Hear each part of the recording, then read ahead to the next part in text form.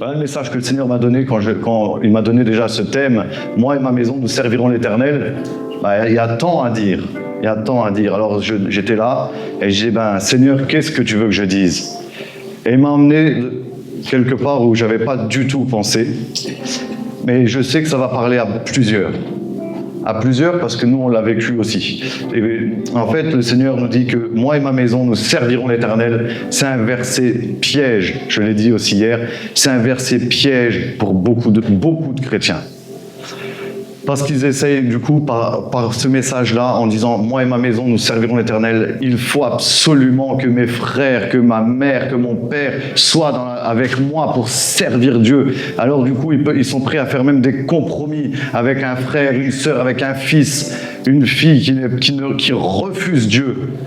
Et puis, sous prétexte qu'il faut l'amener dans la maison de Dieu et qu'il faut avoir un bon témoignage devant les enfants, devant les parents, devant les frères, alors on va se plier à leurs règles quelque part, qui ne sont pas les règles de Dieu. Et du coup, on est en désaccord avec Dieu. Et après, on se dit, mais Seigneur, regarde ce que je subis, parce que le diable, il se sert principalement, premièrement, des personnes qu'on aime, des personnes qui sont chères à nos cœurs. C'est pour ça que quand il a voulu tester notre père de la foi, qui est Abraham, il l'a fait par son fils unique, celui qu'il aime. Parce que le diable, il passe par ceux qu'on aime, pour nous bloquer, pour nous empêcher de rentrer dans notre appel, dans notre destinée, pour nous empêcher de rentrer dans les projets de paix et non de malheur que le Seigneur a formés sur nous. Et du coup, on vit avec ça, avec des boulets, on traîne des boulets parce qu'ils sont notre famille. Et du coup, on se dit, mais Seigneur, regarde ce que je subis. Ta parole dit, moi et ma maison, nous servirons l'Éternel. Et je l'ai subi à chaque fois. Ils me traitent, ou alors à chaque fois que j'ai affaire à eux, je suis bloqué, je suis attristé, je suis malheureux. Pourtant, c'est des projets de paix et de bonheur que tu as formés sur moi. Et le Seigneur te dit, mais moi, je ne t'ai pas demandé de faire ça. Je ne t'ai pas demandé de faire ça. Je ne t'ai pas demandé de subir ton frère biologique. Je ne t'ai pas dit de subir ta mère biologique. Je t'ai dit de me servir dans ma parole. Ma parole n'est-elle pas comme un feu dévorant? Ma parole n'est-elle pas comme un marteau qui brise le roc? Donc si on croit que toute écriture est inspirée de Dieu et utile pour enseigner, pour convaincre, pour corriger, pour instruire dans la justice, afin que l'homme de Dieu soit accompli et propre à toute bonne œuvre, mettons en pratique cette parole qu'on lit, qu'on médite tous les jours, qu'on est censé méditer chaque jour. Amen. Donc voilà, le Seigneur me dit, dis-leur. Parce que nous, en fait, c'est humain quelque part. Notre conception à nous, de moi et ma maison, nous servirons l'Éternel, c'est une conception limitée, égoïste. Et comme je disais, j'ai bien aimé, j'ai reçu la notification de notre frère Jacques sur sa chaîne YouTube jeudi, où il disait, malheureusement, beaucoup de chrétiens lisent la parole et ils lisent des versets et ils en font une doctrine fondamentale qu'ils ferment dans une boîte. Donc, qui a vu ce message? Qui a reçu cette notification? Qui est abonné à la chaîne de Jacques? Seigneur, pardonne-leur, ils ne savent pas ce qu'ils font. Voilà. Mais les pensées de Dieu ne sont pas nos pensées. Amen. Donc le Seigneur te dit, arrête d'essayer de bâtir ta maison biologique. Bâtis ma maison. Et je m'occuperai de tes frères, de tes sœurs biologiques, de ta mère, de ton père biologique. Appuie-toi plutôt sur cette promesse qui dit « Crois au Seigneur Jésus et tu seras sauvé, toi et ta famille ». Jésus a 12 ans, les premières paroles qu'on entend de Jésus, c'est quoi? « Ne savez-vous pas que je dois m'occuper des affaires de mon père ?» 12 ans. Et les premières paroles, quand il est adulte, qu'est-ce qu'il dit à sa mère? Aux noces de Cana? « Femme, qu'y a-t-il entre toi et moi ?» Donc on va voir ensemble, vous allez voir, ça va être simple. Il faut que vous compreniez ça, c'est très important parce que beaucoup de gens, il y a des gens qui viennent nous voir et qui souffrent. Je suis malheureux, je suis malheureuse, j'avance pas. Et je perds de l'argent parce que ma fille me fait ça, mon fils me fait ça et il refuse de recevoir Christ. Mais moi je veux qu'il ait Christ, alors je me plie un petit peu à ça. Et elle vit, et elle est bloquée, et elle n'avance pas, et elle n'avance pas, et elle n'avance pas. Et ça cause quoi? La dépression. La dépression, et la dépression amène à la mort.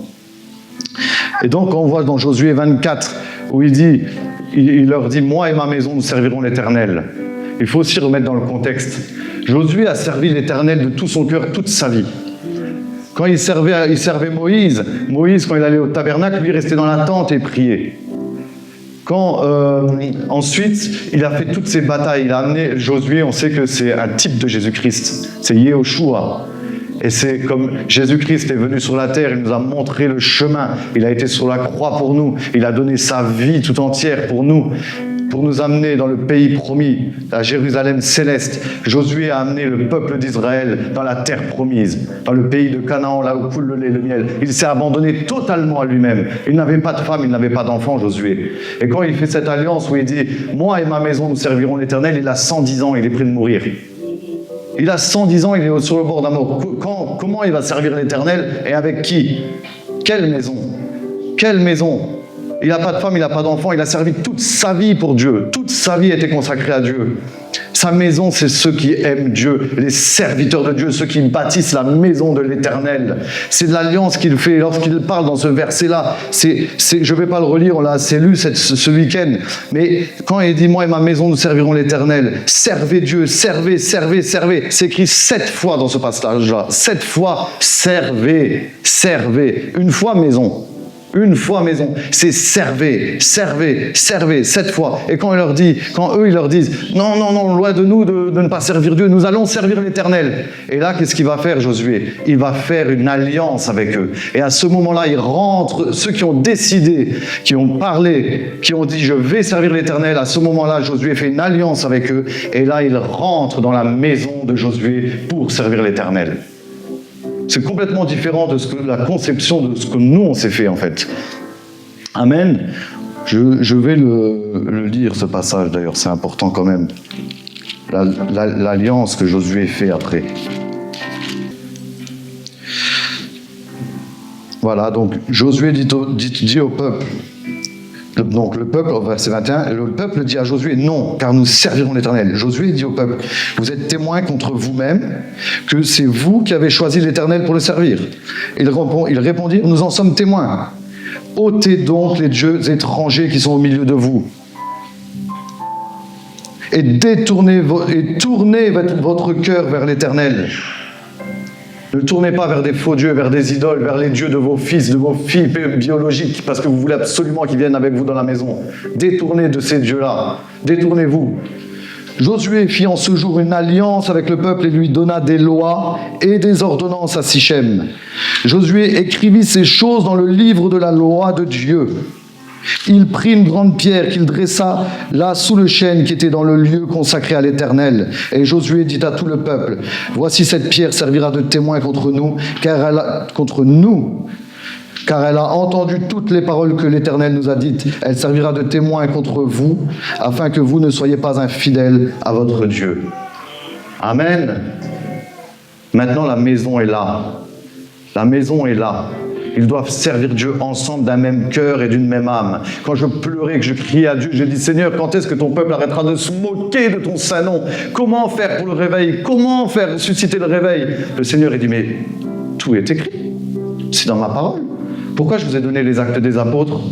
Ils n'étaient qu'un cœur, qu'une âme, ils mettaient tout en commun. Ils rompaient le pain. Il n'y avait pas d'indigents. Personne ne disait qu'il avait des choses en propre, mais ils mettaient tout en commun. Ils vendaient leurs biens. Ils étaient chaque jour assidus au temple. Ils servaient Dieu dans le jeûne et la prière. Et on y ajoutait chaque jour ceux qui étaient sauvés. Chaque jour des baptêmes. Chaque jour des gens qui étaient sauvés. Par milliers, par milliers. C'est ça le réveil. Mais elle est là. Elle est là la recette. S'aimer, être unis avec les frères et sœurs qui aiment Dieu. Dieu a dit, lorsque vous avez fait ça à l'un de ses plus petits, de mes frères, donc c'est ceux qui servent Dieu. Moi, le premier verset que Dieu m'a fait apprendre par cœur, parce que j'étais tout de suite très, très attaqué par ma famille, qui sont dans l'islam, qu'il y en a qui sont païens, ils m'ont attaqué. Le diable s'est servi d'eux parce que je les aime de tout mon cœur. Alors le diable s'est servi d'eux pour me faire du mal, pour me faire du mal, pour me faire du mal. Et j'en avais marre, j'étais jeune converti, j'en pouvais plus. Et le Seigneur m'a dit, apprends ce verset par cœur, le premier qu'il m'a appris. C'est Jésus-Christ qui dit, ma mère et mes frères, ce sont ceux qui écoutent la parole de Dieu et qui la mettent en pratique. Amen. Ma mère, je vais vous donner, je ne sais plus dans quel ordre je devais donner ce témoignage, mais je le donne tout de suite. Une fois, mon fils de 16 ans, je lui avais demandé un service il me l'a pas rendu. Je sais plus, c'était un truc, c'était pas grand-chose. Il n'avait pas le temps, il m'a dit « Oh non, papa, c'est bon. » Et 2 jours après, il m'appelle « Papa, tu me donnes, envoie-moi 20 € sur mon compte, parce que je vais sortir avec des copains pour manger. » Tout de suite, dans mon cœur, j'étais pas en paix. Alors, qu'est-ce que je fais? Tout, comme d'habitude, demander à Dieu « Seigneur, qu'est-ce que je fais ?» Le Seigneur m'a dit « Tu lui donnes pas. » J'ai dit « Je te les donne pas. » Je te les donne pas. Donc, parce que tu mérites pas, je te demande un service, tu me le rends pas. 2 jours après, tu me demandes des sous, je te les donne pas. Moins d'1 heure après, le Seigneur me donne dans mon cœur, envoie 150 € à ton frère, un frère dans la foi. J'ai pris mon truc, j'ai pas cherché à comprendre, je lui ai envoyé. Et par la grâce de Dieu, il a été béni parce que c'est ce qu'il demandait au Seigneur. Amen. Il ne faut pas être dans les émotions. Si tu es dans les émotions avec ta famille biologique, tu vas passer à côté de ton appel. Tu passeras à côté de ton appel. C'est certain. C'est certain. Le Seigneur, s'il m'a donné ce message-là, je n'avais pas pensé à le donner, celui-ci. Maintenant, on va voir quelques passages. Déjà, pour commencer, parce qu'on dit toute écriture est inspirée de Dieu. Dieu ne change pas. On va voir ce que le Seigneur nous demandait de faire dans l'ancienne alliance, évidemment, avec ceux qu'on aime, mais qui nous détournent de Dieu et qui nous détournent de notre appel. Donc on va aller ensemble dans Deutéronome. Deutéronome 13. C'est la parole, c'est pas moi, mais jetez pas des pierres. Hein. Parce que des fois, il y a des choses qu'on n'aime pas entendre. C'est pour ça que l'apôtre Paul a dit à Timothée, dans 2 Timothée 4, il viendra un temps où les hommes ne supporteront pas la saine doctrine. Et ils se donneront une foule de docteurs selon leurs propres désirs. Ils détourneront l'oreille de la vérité et se tourneront vers les fables. Et qu'est-ce qu'il dit ensuite à Timothée? Mais toi, sois sobre. Sois sobre, serre l'Éternel, veille, fais l'œuvre d'un évangéliste. Amen. Et après, dis-moi, j'ai combattu le bon combat. Amen. Combattons le bon combat. Combattons le bon combat. Donc, qu'est-ce que dit l'Éternel pour ces gens dont le diable se sert, des gens aussi, c'est de eux-mêmes, ils refusent Dieu. S'ils refusent mon Père, ils me refusent moi. Donc, je n'ai pas à faire des complaisances. Mais c'est eux, en voyant que je me comporte comme Christ, qui vont être interpellés. Amen. Et c'est comme ça qu'ils vont se poser des questions. C'est pas si je vais leur donner tout ce qu'ils ont envie de recevoir ou je vais leur dire tout ce qu'ils ont envie d'entendre. Non, c'est en voyant ma transformation et ma consécration. Donc 2 Timothée 13, chapitre 6. Si ton frère, fils de ta mère, écoutez bien, Deutéronome, si ton frère, fils de ta mère, ou ton fils, ou ta fille, ou la femme qui repose sur ton sein, ou ton ami que tu aimes comme toi-même, t'incite secrètement en disant « Allons et servons d'autres dieux », ou alors c'est pareil, on peut dire « Allez, viens, on va au cinéma, mais c'est bon », alors que toi tu veux méditer la parole, ou des trucs comme ça. Hein. Faut le mettre dans son contexte. Hein. Des dieux qui ne sont connus ni de toi, ni toi, que n'ont connu ni toi ni tes pères d'entre les dieux des peuples qui vous entourent près de toi ou loin de toi, d'une extrémité de la terre à l'autre, tu n'y consentiras pas et tu ne l'écouteras pas. Tu ne jetteras pas sur lui un regard de pitié, tu ne l'épargneras pas et tu ne le couvriras pas, mais tu le feras mourir.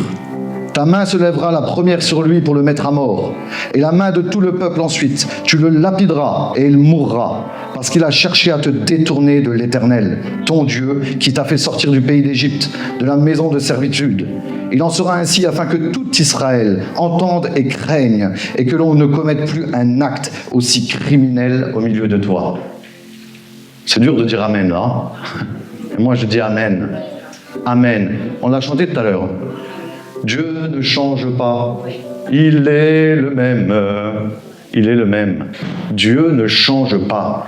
C'est lui d'abord, c'est lui d'abord. J'avais fait une vidéo sur YouTube, il y a une sœur, je ne sais pas, on ne sait pas qui c'est qui est derrière des fois, hein, qui me dit, là je fais un appel à donner sa vie au Seigneur. Et là, la femme elle dit, par contre là tu te trompes mon frère, on ne donne pas sa vie au Seigneur, on donne son cœur. Alors là, c'est un truc parfait. J'ai même pas répondu. Des fois, c'est un truc typique de... Ça, c'est celui qui veut vivre selon le siècle présent, selon ses convoitises charnelles, et donner une petite partie de son cœur. C'est pour ça que je ne supportais pas dans les églises quand on chantait je te donne mon cœur, il ne m'appartient plus. Et puis leur vie était, enfin bref, il faut que je reste sur mon message. Donc voilà, non, moi, tout de suite dans mon cœur, mais bien sûr que si qu'on donne sa vie au Seigneur. L'apôtre Paul n'a-t-il pas dit « J'ai été crucifié avec Christ ». Ce n'est plus moi qui vis, c'est Christ qui vit en moi. C'est sa vie qu'on doit donner au Seigneur. Juste une parole comme ça, elle te met complètement à côté de la plaque. C'est pas sa vie qu'on donne à Dieu, parce que c'est lui qui a donné sa vie pour nous. Nous, on lui donne simplement nos cœurs. Non, mais là, il faut arrêter. Il faut lire la parole. On va voir quelques passages ensemble. Là, je vais les lire rapidement.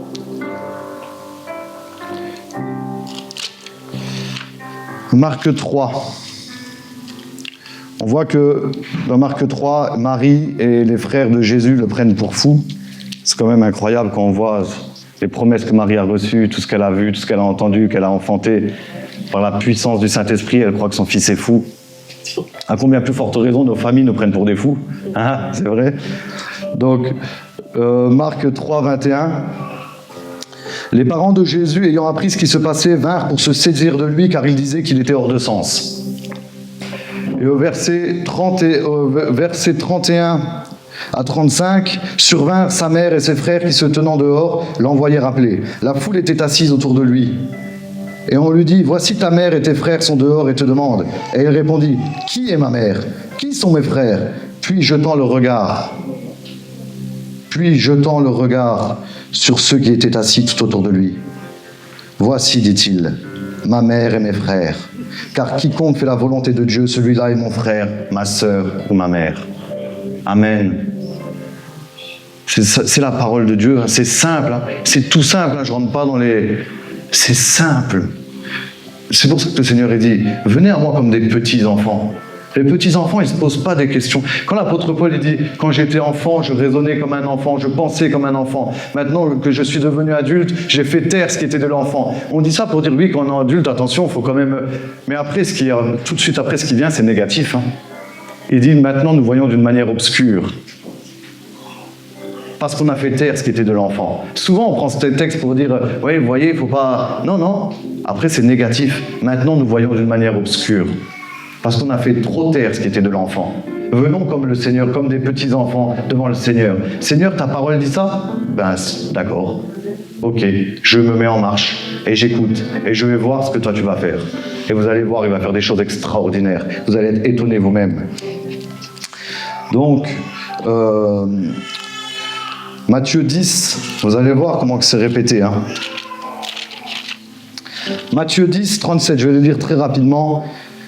Matthieu 10, 37. Celui qui aime son père ou sa mère plus que moi n'est pas digne de moi. Et celui qui aime son fils ou sa fille plus que moi n'est pas digne de moi. Celui qui ne prend pas sa croix et ne me suit pas n'est pas digne de moi. Celui qui conservera sa vie la perdra.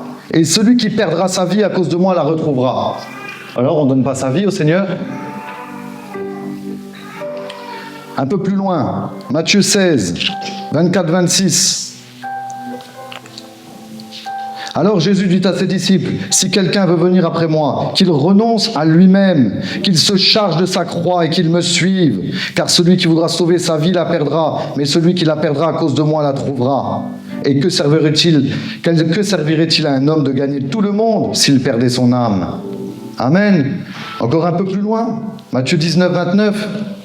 Et quiconque aura quitté à cause de mon nom ses frères ou ses sœurs ou son père ou sa mère ou sa femme ou ses enfants ou ses terres ou ses maisons recevra le centuple et héritera la vie éternelle. Plusieurs des premiers seront les derniers et plusieurs des derniers seront les premiers. Amen, amen, amen. Disons amen à cette parole. Alléluia. Oh Jésus. Seigneur, réveille-nous, Seigneur, réveille-nous, Seigneur. C'est comme ça qu'on aura le réveil, c'est quand on mettra sa parole en pratique. Un dernier passage, Luc 14, 25, 27. De grandes foules faisaient route avec Jésus. il se retourna et leur dit, si quelqu'un vient à moi, et s'il ne hait pas son père, sa mère, sa femme, ses enfants, ses frères et ses sœurs, et même sa propre vie, il ne peut être mon disciple. Et quiconque ne porte pas sa croix et ne me suit pas ne peut être mon disciple. Frère Jacques, hier, il nous disait que quand le Seigneur répète plusieurs fois les choses, 2 fois, c'est arrêter. C'est arrêter. C'est arrêter devant Dieu.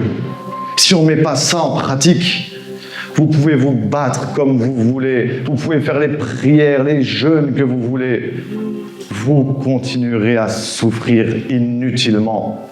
Inutilement parce que vous ne porterez pas de fruits, parce que vous serez toujours bloqué, vous n'avancerez pas. Le Seigneur, il dit, c'est d'obéissance. Il faut aller d'obéissance en obéissance aussi avec le Seigneur. Amen. Obéis à une petite chose, il t'en confiera une un peu plus grande, et encore plus grande, et encore plus grande, parce qu'il veut voir d'abord que tu es fidèle dans les petites choses. Amen. Moi, je sais de quoi je parle, parce que mon frère, je vais raconter rapidement, j'ai 4 frères, je vous ai dit, il y en a qui sont païens, il y en a un qui est musulman pratiquant, ils ont tous refusé Dieu, encore aujourd'hui, mais vous avez vu encore hier, ça m'est tombé dessus, mon petit frère cadet, celui-là qui voulait rien savoir, il est venu presque de lui, c'est le Seigneur qui m'a dit, appelle ton frère, moi jamais David, on s'appelle, avant on était tout le temps ensemble, on faisait même les festivals de reggae ensemble, on buvait ensemble, on faisait tout ensemble, et depuis que j'ai coupé. Mais ça s'est fait même naturellement, parce que j'ai plus fait de concessions. Comme j'étais beaucoup dans l'alcoolisme, j'ai fait une prière à Dieu, j'ai dit, Seigneur, je ne toucherai plus jamais une goutte d'alcool. Et j'ai parlé à Satan, j'ai dit, toi, tu m'as trompé, tu m'as humilié avec cet alcoolisme, tu m'as tenu pendant des années par des chaînes. Mon Dieu, le Seigneur Jésus-Christ, par son sang, m'a libéré de tes chaînes, et je te donnerai jamais l'occasion de me refaire tomber. Alors j'étais radical, plus une goutte, jamais une goutte. Après, c'est chacun personnel avec son Dieu. Chacun a sa façon de faire avec son Dieu. Amen. Et donc, un jour, j'étais avec mon frère, le plus, vraiment très virulent, tout au début de ma conversion. Lui, c'était carrément, je vais venir dans ta secte, je vais brûler l'église, je vais tous les défoncer dedans. C'était, oui, très violent. Ah, moi, bref. Et bon, après, je priais simplement pour eux. Le Seigneur nous demande simplement de prier pour nos familles, parce qu'on les aime et on veut quand même qu'ils soient aussi avec nous dans le ciel de gloire. Et ils seront avec nous dans le ciel de gloire. Amen. Quel que soit le chemin par lequel ils vont passer, ils seront avec nous. Parce que Dieu l'a promis, il n'est pas un homme pour mentir, ni fils de l'homme pour se repentir. Alors, mon frère, petit à petit, à force de voir que j'étais radical, que de toute façon, ils pouvaient faire ce qu'ils voulaient, ils ne me feront pas changer d'avis, et je servirai mon Dieu. Je n'avais que faire, et je n'ai encore que faire de tout ce qu'ils pensent de moi. Amen. Et un jour, donc, il m'a proposé, parce qu'il habite en Suisse, il m'a dit, écoute, viens en Suisse. Parce que moi, je vais partir toute la semaine. On devait partir avec ma femme... en mission au Bénin, et puis une semaine avant, on s'est dit, tiens, ça serait bien qu'on fasse une petite semaine. Et mon frère, il me dit, écoute, moi, je vais partir à Metz pendant une semaine, je te laisse les clés, et puis viens avec ta femme. On n'avait pas encore d'enfants, évidemment. Et puis je vous laisse là-bas, voilà. Et puis moi, je vais à Metz. Ok. Et il y a un frère qui priait pour nous, et puis il m'a dit, écoute, j'ai vu ton frère dans une vision. Et nous, on écoutait beaucoup l'église de réveil de Walter Zanzen. S'il m'écoute, je le salue, je l'aime beaucoup. Et il était à Genève, mais nous, on était beaucoup plus à 1h30 de Genève. Et donc, le samedi, avec Florian, on était là. Mon frère, il était dans sa galerie marchande en train de faire son truc. Il travaillait. Et avec Flo, on cherchait une église. Et on voyait que l'église de réveil était à 1h30. On s'est dit, waouh, ça va être compliqué. Non, on avait les enfants. Oui, on avait les enfants parce qu'on disait, ça va être compliqué avec les enfants. Oui, mes 2 premiers enfants, j'ai 2 premiers enfants d'une union ancienne avant que je connaisse le Seigneur Jésus. Des enfants merveilleux. D'ailleurs, il y a Adèle qui est là-bas et mon fils Naïm. Voilà, bref, je raconte ma vie. C'était avec eux parce que les 2 autres n'étaient pas nés. Et donc... on disait, bon, on va chercher une église plus près. Et mon frère arrive, le frère aîné, comme je vous ai raconté, qui était vraiment... Il dit, bon, vous faites quoi? Je dis, nous, demain, c'est dimanche, on a envie d'aller à un culte, et puis on voulait à l'église de réveil Genève, tout, etc. Il fait, j'ai une livraison à faire là-bas, demain. Je dis, mais tu ne veux pas rentrer, toi? Non, mais j'ai une livraison à faire, au pire, vous me ramenez. Mais je dis, mais si on te ramène sur la route, c'est à 1h30, t'es obligé de venir avec nous. C'est pas grave, je viendrai. Et donc, la veille, vers minuit, mon frère m'envoie un message. Il était au bistrot. Avant aussi, j'étais tout le temps avec lui, il allait boire. Et là, il était minuit, Florian et moi, on était déjà couchés, et voilà que je reçois un message de mon frère, et il m'envoie, vous voyez comment l'ennemi, c'est le malin, il est subtil, attention, attention. Mon frère m'envoie un message, si tu veux que je vienne à ton office demain, tu viens au mien ce soir. Et là, j'ai dit à Flo, j'ai dit, écoute, tu t'imagines, c'est absolument un miracle extraordinaire s'il vient demain à l'église. Je vais aller avec lui, je vais boire juste une bière ou deux, et pour pas montrer que je suis un fou, pour montrer aussi que je suis normal, que j'ai pas, mais je vais juste, je bois une bière ou deux, je rentre, et comme ça demain il vient avec nous. Imagine, on est arrivé jusqu'en Suisse, on est à ça de le ramener à l'église. Et Flo, bon, elle était pas pour, elle était bon, bah si tu sens que ça doit être comme ça et tout, j'ai dit, ah, j'y vais. Je m'habille, je m'apprête à y aller, et là, paf, le Saint-Esprit me parle. Direct. Qu'y a-t-il entre Christ et Bélial? Quel rapport y a-t-il entre la lumière et les ténèbres?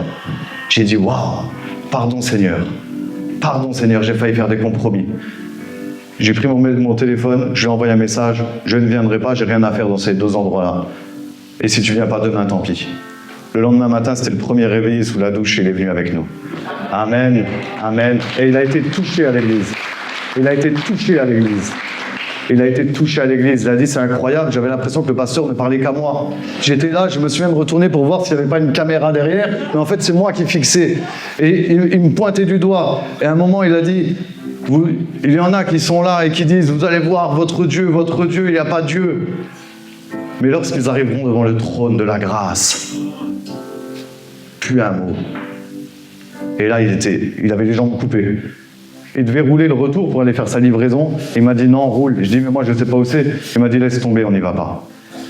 Et après il a écrit dans le groupe où on avait toute ma famille. Éteignez vos télés, lisez la Bible parce que tout y est écrit. Amen. 2 ans avant, il voulait venir brûler l'église.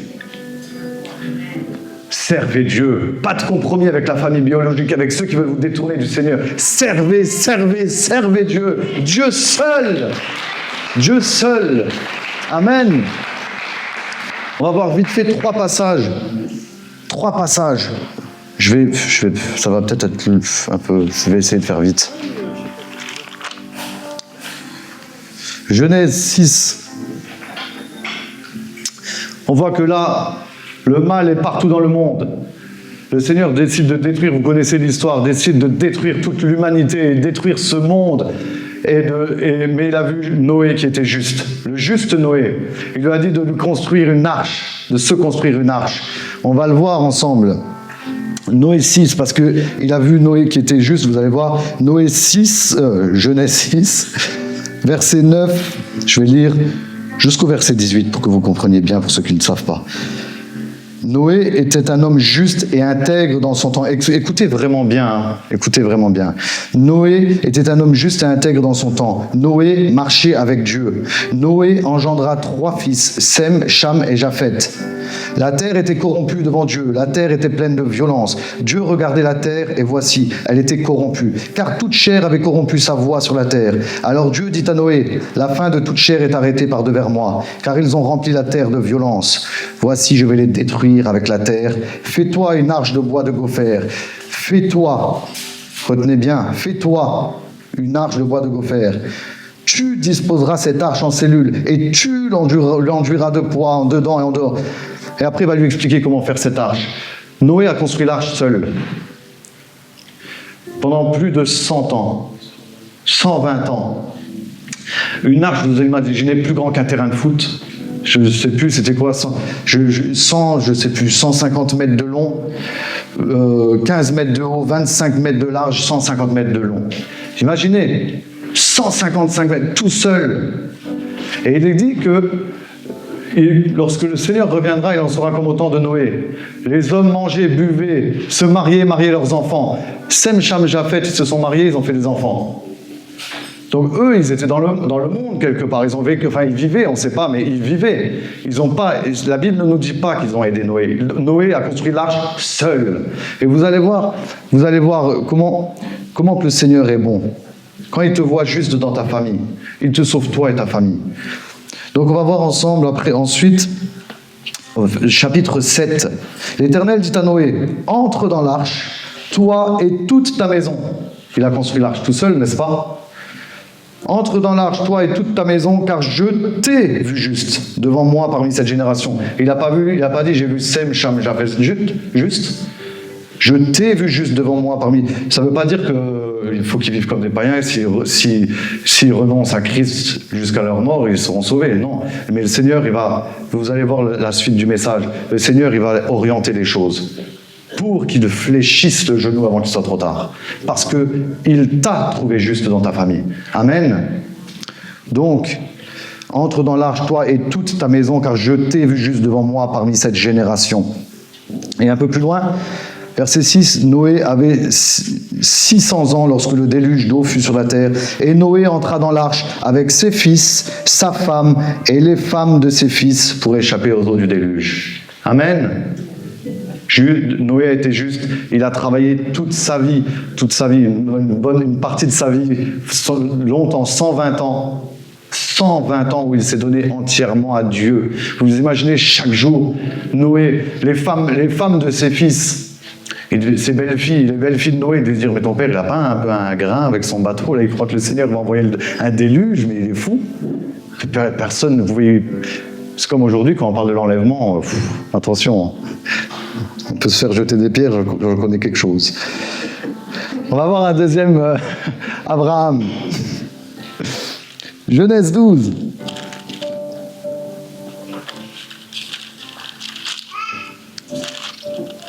Ça aussi, c'est intéressant. Écoutez bien. Genèse 12, versets 1 à 4.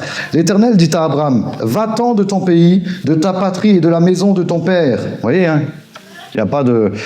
« Va-t'en de ton pays, de ta patrie et de la maison de ton père, dans le pays que je te montrerai. Je ferai de toi une grande nation et je te bénirai. Je rendrai ton nom grand et tu seras une source de bénédiction. Je bénirai ceux qui te béniront et je maudirai ceux qui te maudiront. Et toutes les familles de la terre seront bénies en toi. » Amen. La maison de Josué. Toutes les familles de la terre seront bénies en toi. Abraham partit, comme l'Éternel le lui avait dit, et Lot avec lui. Abraham était âgé de 75 ans lorsqu'il sortit de Charan. Abraham prit Sarai, sa femme, et Lot, fils de son frère, avec tous les biens qu'il possédait et les serviteurs qu'il avait acquis à Charan. Et là, maintenant, quand on lit bien quand on médite la parole de Dieu, on se dit, le Seigneur, il a dit, va-t'en, l'Ech Lecha. Là, je prends des risques parce qu'il y a Jacques Collomb. L'Ech Lecha, ça veut dire, va-t'en pour toi-même, va-t'en pour te retrouver toi. Le Seigneur te dit ce matin, va-t'en pour te retrouver toi. Laisse tes boulets, laisse-les. Le Seigneur va faire monter dans vos cœurs ceux qu'il faut laisser, avec qui il faut couper, pour avancer, pour se retrouver soi-même, pour l'Ech Lecha. Amen. Donc là, Abraham, il part. Mais Abraham, il y en a une qui a envie de couper avec quelqu'un, là, c'est quelque chose. Elle sait déjà. Donc Abraham, là, il s'en va. Il prend sa femme, c'est tout à fait normal. Le Seigneur, il dit, pars. Il s'adresse à lui, il lui dit, pars. Mais la femme, c'est sa moitié. L'homme quittera son père, sa mère, il s'attachera à sa femme, ils deviendront qu'une seule chair. Donc il prend sa femme, c'est normal, ses serviteurs lui appartiennent, c'est son gagne-pain. Mais qui lui a dit de partir avec Lot ? Le Seigneur lui a dit, va-t'en pour toi-même. Mais il prend Lot, pourquoi ? Parce qu'il l'aimait. Comme toi tu aimes ton fils, comme toi tu aimes ta fille, et tu le prends avec.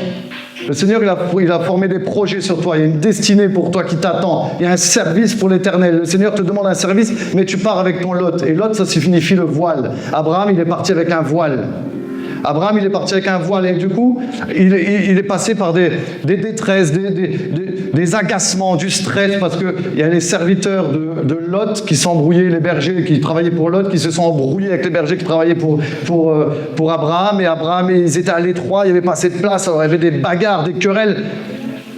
La Bible, c'est court quand elle nous dit, mais on ne sait pas ce qu'il a vécu. Abraham, il a dû dire comme nous, mais Seigneur, j'en ai marre, tu m'as dit, va-t'en de ta maison, je t'ai écouté, j'ai quitté mon père, ma mère, j'ai quitté ma maison, et là, je suis coincé, là, il n'y a pas de place, regarde, ils sont en train de se bagarrer dans les champs, mais comment faire ? Et le Seigneur lui dit, mais je t'ai pas dit de partir avec un voile. Je t'ai dit, va-t'en toi pour te retrouver pour toi-même. Et on va voir au bout d'un moment, Abraham, il comprend, et il va dire à Lot, qu'il n'y ait point, je te prie, de dispute entre moi et toi, ni entre mes bergers et tes bergers, car nous sommes frères. Tout le pays n'est-il pas devant toi ? Sépare-toi donc de moi. Sépare-toi donc de moi. Si tu vas à gauche, j'irai à droite. Si tu vas à droite, j'irai à gauche. Lot leva les yeux, on voit qu'après il a convoité la ville, il a convoité le monde, et il va vers Sodome, et on sait ce que ça va coûter. Et lorsque Abraham enlève son voile, lorsque Abraham enlève son Lot, écoutez bien ce qu'il dit, au verset 14, 13. Les gens de Sodome étaient méchants et de grands pécheurs contre l'Éternel. Et lui, il a choisi ça parce que la ville était... Le séjour dans la ville était bon, mais les eaux étaient mauvaises. Mais lui, il a regardé à l'apparence. Et il y a été. L'Éternel dit à Abraham, après que Lot se fut séparé de lui, écoutez bien, parce que comme il est parti avec son voile, il fallait que le Seigneur lui répète la promesse. Voilà, l'Éternel dit à Abraham, après que Lot se fut séparé de lui, lève les yeux. Amen. Et du lieu où tu es, regarde vers le nord, vers le midi, vers l'orient et l'occident, car tout le pays que tu vois, je le donnerai à toi et à ta postérité pour toujours. Amen. Alléluia. Sépare-toi de ton Lot, lève les yeux et regarde. Et regarde. Réveille-toi, toi qui dors. Relève-toi d'entre les morts et Christ t'éclairera. Débarrasse-toi de ton Lot, Christ va t'éclairer et tu vas regarder et tu vas enfin voir les projets que Dieu a formés sur toi. Amen. Un dernier passage, le fils prodigue, en Luc 15, vous allez voir, c'est intéressant. Et ainsi, attention, ne pas oublier, évidemment, si c'est quelqu'un qui refuse, comme on a dit, il faut savoir couper, mais ne pas oublier de continuer à prier pour vos familles. Continuez à prier pour vos familles. Et là, il y a un parfait exemple. C'est qu'Abraham, après, il a quand même prié. Il a quand même prié pour Sodome. Il a prié pour Lot. Et le Seigneur Dieu Tout-Puissant, il a envoyé 2 anges pour aller sortir Lot. Parce qu'Abraham avait prié pour lui. Amen.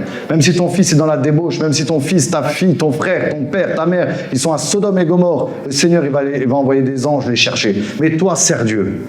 Ne va pas les chercher toi-même parce que sinon tu vas être foudroyé. Tu vas prendre le feu avec. Amen. Le fils prodigue. Luc 15.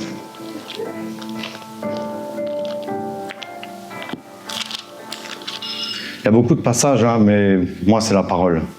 Je prie pour avoir l'amour de la parole comme notre frère Jacques, mais Dieu va me faire grâce. Amen. Luc 15. Je vais vous lire le passage, 11 à 24. Écoutez très bien. Même si c'est des passages que vous connaissez, écoutez parce qu'on ne les connaît jamais. Parce que Dieu parle tantôt d'une manière, tantôt d'une autre. Et il dit encore... Un homme avait 2 fils. Le plus jeune dit à son père, « Mon père, donne-moi la part de bien qui doit me revenir. » Et le père leur partagea son bien. Peu de jours après, le plus jeune fils, ayant tout ramassé, partit pour un pays éloigné, où il dissipa son bien en vivant dans la débauche. Lorsqu'il eut tout dépensé, une grande famine survint dans ce pays, et il commença à se trouver dans le besoin. Il alla se mettre au service d'un des habitants du pays, qu'il envoya dans ses champs garder les pourceaux. Donc là, il est carrément chez les païens, c'est chez ceux qui servent d'autres dieux, ceux qui ne craignent pas l'Éternel. Parce qu'ils élèvent des pourceaux, des animaux impurs. Il aurait bien voulu se rassasier des carouges que mangeaient les pourceaux, mais personne ne lui en donnait. Le Seigneur a fait en sorte que même les cochons mangeaient. Il nourrissait les cochons, mais pas lui. Il l'a laissé crever de faim pour qu'il retourne chez son père. C'est pas son père qui a été le chercher. C'est pas son père qui a fait un mandat d'arrêt, qui a mis des affiches sur les arbres. Cherchez mon fils, venez, on va chercher, on va faire, comment ils appellent ça, on va faire, quand ils partent tous dans la forêt ensemble. Là. Une battue, voilà. Venez, on va faire une battue, on va chercher mon fils. Et voilà, regardez, il meurt de faim, le fils. Alors, au verset 17, étant rentré en lui-même, c'est ça que le Seigneur cherche, qu'il rentre en lui-même. Combien de mercenaires chez mon père ont du pain en abondance et moi je meurs de faim. Donc ça veut dire que là son père lui continue à servir Dieu et continue à travailler pour sa propre vie. Il a laissé son fils, je vais vous expliquer après. Je me lèverai, j'irai voir mon père et je lui dirai, mon père, j'ai péché contre le ciel et contre toi. Je ne suis plus digne d'être appelé ton fils. Traite-moi comme l'un de tes mercenaires. Donc là on voit que cet homme-là, le père de ce fils, c'est un homme qui craignait Dieu. C'était un serviteur de Dieu. Pourquoi ? Parce qu'il a élevé ses enfants selon la Torah, selon la loi de Dieu. Parce que son fils, il est conscient, malgré qu'il a été vivre dans la débauche, il est conscient qu'il y a un ciel là-haut et qu'il a péché contre ce ciel. C'est-à-dire que le Seigneur l'a fait grandir, son père l'a fait grandir selon les lois de Dieu. Amen. Donc cet homme-là, il devait sûrement prier pour son fils. Il ne savait pas où c'était son fils. C'est écrit qu'il est parti dans un pays très éloigné, dans la débauche, chez les païens. Son père, il ne savait pas du tout ce qu'il était, mais il priait sûrement pour lui. Et le Seigneur a envoyé la famine. Et le Seigneur a nourri les pourceaux devant lui, il l'a laissé crever de faim. Mais c'était salutaire. C'était pour qu'il revienne à la vie. On va voir ensuite. Et il se leva et il alla vers son père.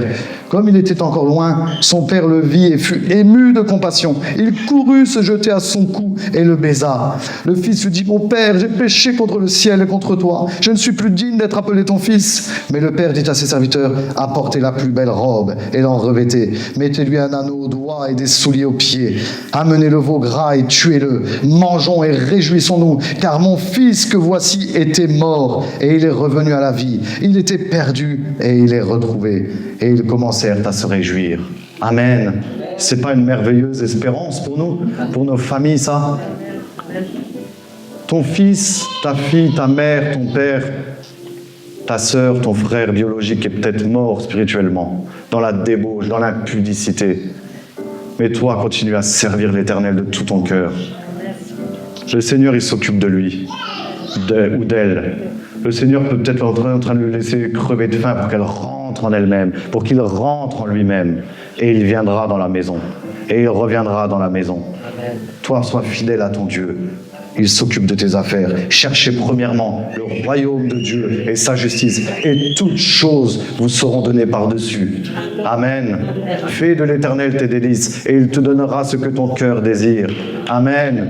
Oui, on peut acclamer le Seigneur, pas un homme, c'est Dieu qui nous donne ce message. C'est le Seigneur. Si ton fils, ta fille te demande du pain, est-ce que tu vas lui donner une pierre? Si donc méchant comme vous l'êtes, vous savez donner de bonnes choses à vos enfants, à combien plus forte raison le Père vous donnera le Saint-Esprit si vous le demandez, mais aussi tout le reste si vous lui demandez avec un cœur sincère et si vous le servez avec droiture. Amen. Donc pour terminer, aussi, un petit court témoignage aussi, c'est que moi avec mon épouse, par la grâce de Dieu, nous servons l'Éternel de tout notre cœur. Et un jour le Seigneur m'envoie sur une haute montagne, dans un lieu très élevé. Ça aussi, il ne faut pas faire ça n'importe comment. Attention, il faut avoir des directions claires de Dieu. Tout le monde n'est pas appelé à faire ça. C'est aussi temporaire. Il y a des choses aussi à dégager. Nous sommes dans une guerre, comme on le voit. Et donc, le Seigneur m'a envoyé faire des actes prophétiques sur un haut lieu, non loin d'ici, pour abattre les autels. Parce qu'il y a une chape de plomb sur toute la région, une chape de plomb depuis des siècles et des siècles et des siècles et des siècles. Et le Seigneur m'a envoyé là-bas, c'était très clair, très précis, il m'a donné une vision claire. J'ai dit à Florian, on sortait de la prière, on prie. D'un coup, je rentre dans une vision. Je monte dans un temple, je monte sur cette montagne, et j'arrive en face d'un temple. Et là, j'arrive devant ce temple et le Seigneur me dit « Abat les autels ». Et là, il y a un homme qui arrive en costard-cravate. Et il arrive vers moi avec un couteau. Il vient pour me planter. Et arrivé à 1 mètre de moi, il a disparu. Il n'a rien pu faire par la grâce de Dieu parce qu'on est couvert. Et là, le Seigneur me dit « Voilà, tu vas faire ça, tu vas dire ça. » Bon, et je sors de ma vision. Je dis « Ah Flo, c'est incroyable. C'est quoi ça ?» Et le Seigneur me dit « Tape temple sur Internet. » Je tape temple sur Internet. Le premier qui vient... Le temple exactement, qui était dans ma vision exactement, il y avait même à 30 mètres à peu près vers là, il y avait des petites fleurs violettes, elles étaient là sur la photo. J'ai dit, waouh, mais Seigneur, quand, quoi, comment? Et le Seigneur me dit, tu vas aller là-bas, tu vas faire tout ce que je te dis. Et on s'est préparé, et Florian a demandé une confirmation, comme on fait toujours. On ne fait pas n'importe quoi avec les choses de Dieu. Florian a demandé une confirmation. C'est un temple où ils font des rites sataniques depuis plus de 6000 ans. Il ne reste plus que les colonnes et le pilier triangle. Et donc, là-bas, il faisait des sacrifices humains. Il y a encore le truc, un puits où il faisait des sacrifices humains. Et il disait que tous les pleines lunes, le diable en personne venait se poser sur une grande pierre qui avait à côté de ce puits. Il faut être conscient aussi, c'est une guerre. Et il servait aussi Baal-Péor, le dieu de la fécondité, et il sacrifiait des enfants. Et Florian a demandé une confirmation au lendemain au Seigneur, et dans sa prière, elle reçoit Nombre 22. Tiens, Nombre 22. Bon, elle va voir la Bible. C'est Balaam, lorsqu'il monte sur la haute montagne où il devait maudire le peuple d'Israël, il l'a béni et il a été confronté Baal-Péor. Vous imaginez comment c'est précis avec Dieu? Quelque temps après, j'ai demandé à des hommes de Dieu qui ont l'habitude de faire ça, des hommes de Dieu que vous connaissez, et on m'a donné des conseils et j'ai prié, Seigneur, j'ai dit à Flo, ce sera au temps de Dieu, s'il nous envoie, même s'il tombe des cordes, on montera sur cette montagne et on ira faire ce que Dieu nous a dit de faire. Et j'ai été faire ces actes prophétiques avec ma femme. Et on a prié, on est rentré, on a prié, on s'est couvert, on a couvert nos familles. 3 jours après, je reçois un appel de mon ex-femme. Ils ont poignardé notre fils. Plein après-midi, mon fils, une crème, 16 ans. Il se baladait en plein après-midi au centre-ville avec une copine. Il ne ferait pas de mal à une mouche, gentil comme tout. Ils sont arrivés à 6 sur lui, ils l'ont tabassé, ils ont pris sa sacoche. Il s'est levé pour courir, et pour se sauver. Il y en a un qui a sorti un couteau, paf, il lui a planté dans le dos, poumon perforé, 9 jours en réanimation. Elle me dit ça, je lui dis non. C'est pas possible, Seigneur, pardon si j'ai pas fait ce que tu m'as demandé. J'étais comme ça, mais tout de suite le Seigneur m'a dit toute chose concourt au bien de ceux qui aiment Dieu. Toute chose. Et il me mettait une paix qui surpasse toute intelligence. Une paix qui surpasse toute intelligence. Je comprenais pas. Et j'allais voir mon fils chaque jour. Et mon fils, il faut savoir que par tradition, il fait encore le ramadan pour faire comme ma mère, pour faire comme les autres, quoi. Et il refuse Christ. Mais moi, je lui ai toujours dit, écoute, il n'y a pas de problème. Moi, je sers Dieu. Toi, fais ton chemin. Moi, à ton âge, j'étais à l'école coranique. Je faisais les 5 prières. Il n'y avait pas plus fervent que moi pour l'islam. Je cherchais Dieu de tout mon cœur. Je ne l'ai pas trouvé. J'ai trouvé que du malheur et de la tristesse. Et à 16 ans, je suis tombé dans une grave dépression.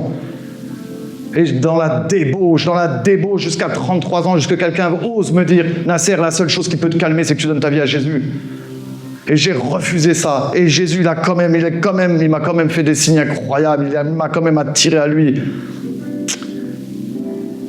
Alors, je dis, maintenant tu sais. Tu sais que c'est Jésus-Christ le seul chemin, la vérité, la vie. Tu sais que c'est lui qui m'a sorti de ma débauche. Tu as eu un père alcoolique. Tu as vu que c'est que Jésus-Christ qui a pu faire ça. Donc maintenant, fais ton choix. Fais ta vie. Fais ton choix. Fais ce que tu veux. Je ne sais pas chercher... Donc il s'est passé ce qui s'est passé. Et à l'hôpital, j'allais prier pour lui chaque jour. Je lui ai dit... Et un jour, les premiers jours, il me dit « Papa, j'ai peur de mourir. » Je lui ai dit « Mais tu ne mourras pas. Est-ce que j'ai l'air stressé, moi ? Est-ce que j'ai l'air apeuré ? Moi, je sais en qui je crois. J'ai prié pour toi. Mon Dieu, il m'a dit que ça ne sera pas pour la mort, mais pour la gloire de Dieu. Amen. Donc, toutes les pensées qui te disent tu vas mourir, ça vient du diable. Donc, tu enlèves ces pensées-là de ton cœur et de ta tête. Et tu crois que mon Dieu, le Seigneur Jésus-Christ, t'aime et il va te guérir. Je veux que je prie pour toi, je priais pour lui. Le lendemain, il me dit, papa, c'est fou, tu m'as donné une paix. Et en plus, les médecins sont étonnés de voir la guérison, à quel point elle se fait rapidement. Amen. Et le dernier jour, il me dit, papa, je sais que c'est Jésus-Christ qui m'a guéri. Amen. On peut acclamer le Seigneur. Gloire à Dieu.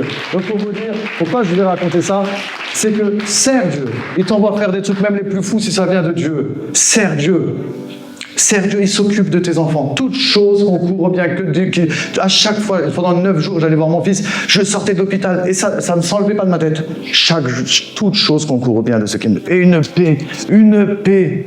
Mais c'est ça, là j'ai vraiment vécu la paix qui surpasse toute intelligence. Amen.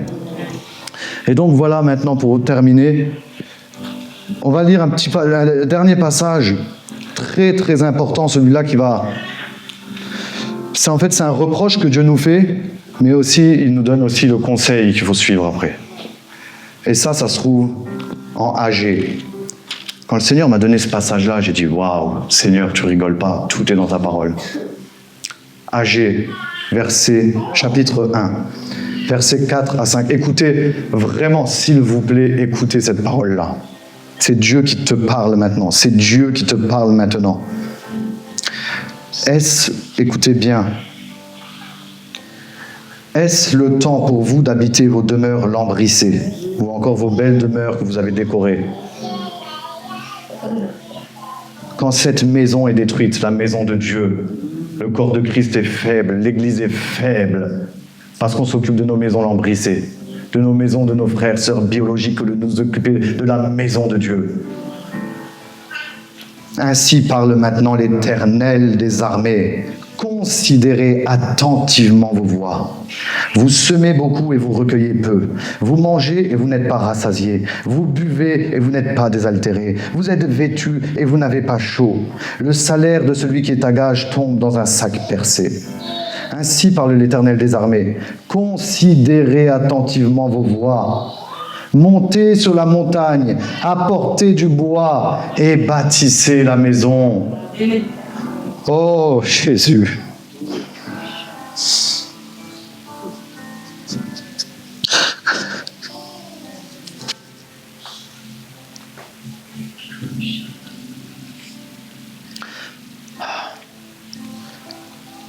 Jésus.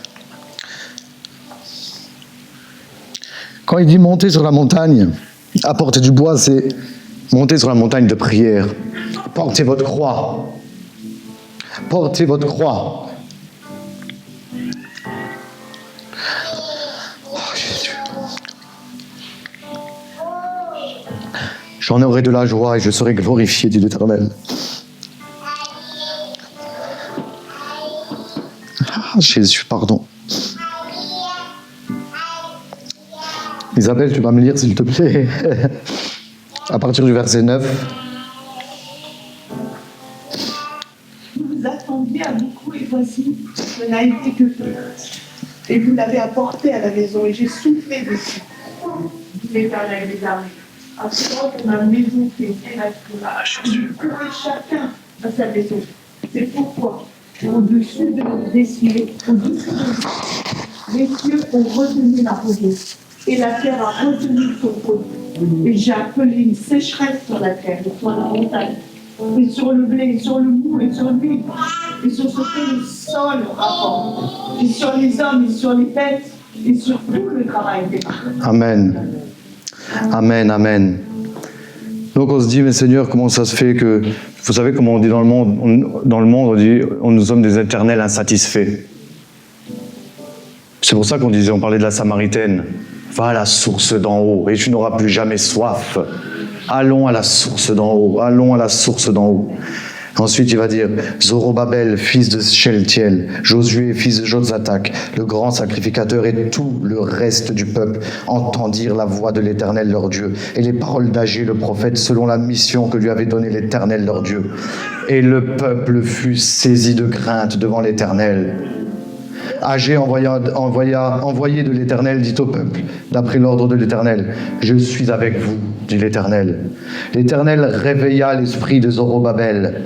Zorobabel, ça signifie en hébreu, j'espère, celui qui vient de Babylone, la semence de Babylone, c'est nous. C'est à nous que Dieu s'adresse là. L'Éternel réveilla l'esprit de Zorobabel, fils de Sheltiel, gouverneur de Juda, et l'esprit de Josué, fils de Jotzadak, le grand sacrificateur, et l'esprit de tout le reste du peuple. Ils vinrent et se mirent à l'œuvre dans la maison de l'Éternel des armées leur Dieu. Le 24e jour du 6e mois, la seconde année du roi Darius. Amen. Je répète. L'Éternel réveilla l'esprit de Zorobabel, fils de Sheltiel, gouverneur de Juda, et l'esprit de Josué, fils de Jotzadak, le grand sacrificateur, et l'esprit de tout le reste du peuple. Ils vinrent et ils se mirent à l'œuvre dans la maison de l'Éternel des armées leur Dieu. Donc voilà comment je termine ce message, c'est faire cette prière. Seigneur, réveille notre esprit. Seigneur, réveille notre esprit afin que nous bâtissions ensemble ta maison. Et ensemble, nous allons faire cette alliance qu'avait fait Josué avec le peuple. Cette alliance de dire, Seigneur, maintenant nous allons ensemble bâtir ta maison. Parce que nous savons que toi, tu vas t'occuper de la nôtre. Amen. Donc vraiment maintenant, ça va être un simple appel. Ça va être un simple appel. On a décidé avec vraiment, parce que c'est un message très solennel, un message tellement important qu'on s'est dit, notre frère Jacques a dit, ceux qui voudront vraiment, mais attention, ça coûte, hein. On ne se moque pas de Dieu. Dieu est aussi un feu dévorant. Quand on fait une alliance avec Dieu, il faut s'y tenir, ça devient comme une loi pour nous-mêmes. Amen. Donc si quelqu'un si ce message a touché quelqu'un, si quelqu'un veut vraiment de tout son cœur bâtir la maison de l'Éternel, si quelqu'un doit aussi se débarrasser peut-être d'un boulet qu'il traîne depuis trop longtemps, alors simplement, sans regarder à gauche ni à droite, tu vas venir devant et avec notre frère Jacques, et avec Michaela, on va prier pour celui qui veut faire cette alliance maintenant devant Dieu, de bâtir la maison de l'Éternel. Amen.